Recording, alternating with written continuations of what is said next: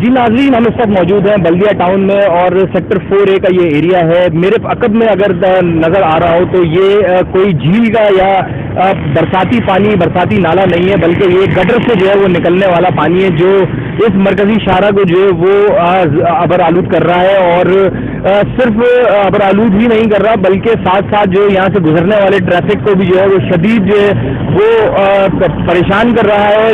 Road पे जो है वो जगह जगह गड्ढे पड़ गए हैं और यहाँ से जो है वो अब हैवी ट्रैफिक का भी जो है वो गुजर होता है, जबकि बसें, डंपर और ट्रक्स जो है वो यहाँ से गुजरते हैं, जिसके बायस जो यहाँ शहरियों को शदीद परेशानी का सामना है। बात की जाए तो इस अब से कुछ अरसा कबल जो है यहाँ पे इलेक्शन हुआ, वोट मांगने के लिए जो हुक्मरान आए और खूब वादे और दावे किए, लेकिन यहाँ की खस्ता हाली जो है वो हमें देखने में आ रही है। हर तरफ जो है वो गटर का पानी चारों तरफ फैला हुआ है।